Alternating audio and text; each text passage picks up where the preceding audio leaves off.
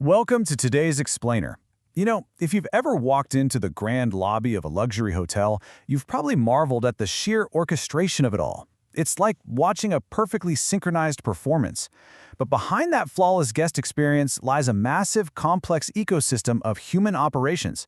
Today, we're stepping behind the front desk to explore one of the absolute most critical elements of modern hotel management, safeguarding the vulnerable and the voice of the whistleblower. Hello and welcome. I am a hotel AI expert with extensive experience in modern hospitality operations and performance support. I'm so pleased to welcome all of you, the students of Europe Hotel School, to your online learning journey. We are really looking forward to supporting your professional growth in the hospitality industry.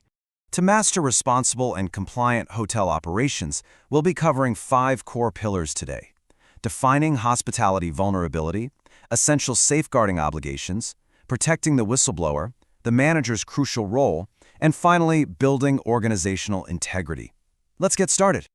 All right, let's dive right into Section 1, defining hospitality vulnerability, or really understanding exactly who is at risk right there on the hotel floor.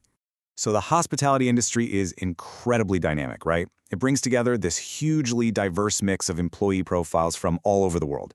Now, while that diversity is absolutely our greatest strength, the reality is that certain staff members step onto the floor carrying a much higher risk of being exploited.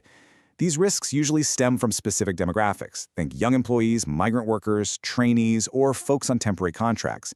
And labor law specifically recognizes that vulnerability comes from real-world factors, things like age, immigration status, living with a disability, language barriers, or just basic employment insecurity.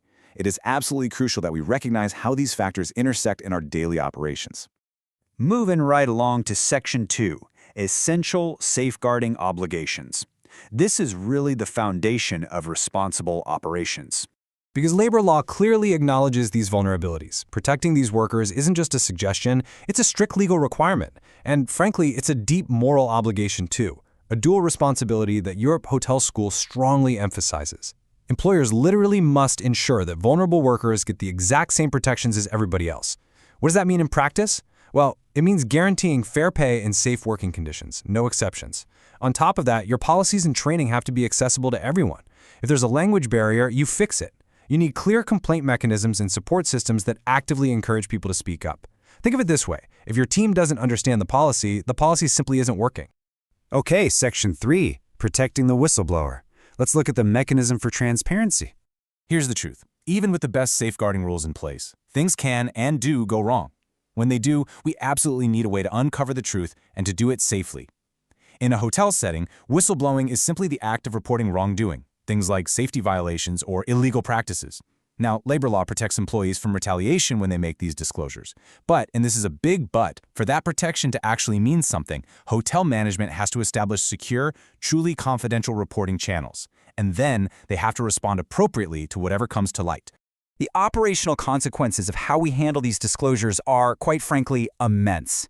If management fails to protect whistleblowers, it instantly deters anyone else from reporting. It's like a chilling effect.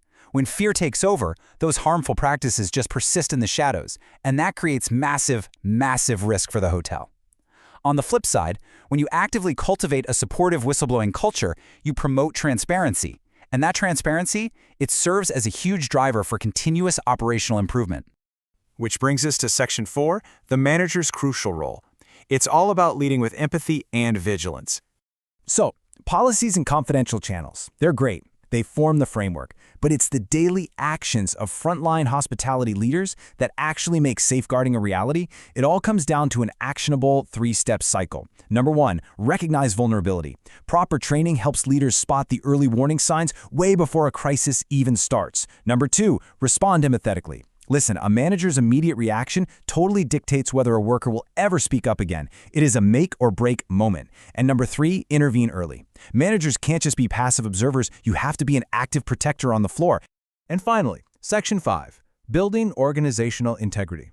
Let's talk about the outcomes of responsible leadership. So what's the ultimate payoff for rigorously safeguarding your vulnerable workers? It's simple. You get a fundamentally stronger hotel. Prioritizing employee protection naturally generates 3 absolutely essential outcomes. First, trust. Employees who actually feel safe are deeply, deeply committed to their work. Second, resilience. A transparent culture adapts and bounces back from challenges so much faster. And third, compliance. You end up meeting your legal obligations not because you're terrified of an audit, but as a natural byproduct of just doing things the right way. Put those three together and you've got total organizational integrity. To wrap up everything we've covered in this explainer today, I want to leave you with a core philosophy from Europe Hotel School London. Safeguarding is a hallmark of responsible hospitality leadership. Think about that. Ethical, empathetic management isn't just some box-ticking HR initiative. It is literally the truest marker of premium hospitality. So I'm going to leave you with one final thought to carry with you onto the hotel floor. As a future hospitality leader, how will you champion the voice of the vulnerable in your daily operations? The policies are there, the labor laws are in place, but the culture, that is entirely up to you. Thank you so much for joining me on this learning journey today. Keep exploring, keep questioning, and always lead with empathy.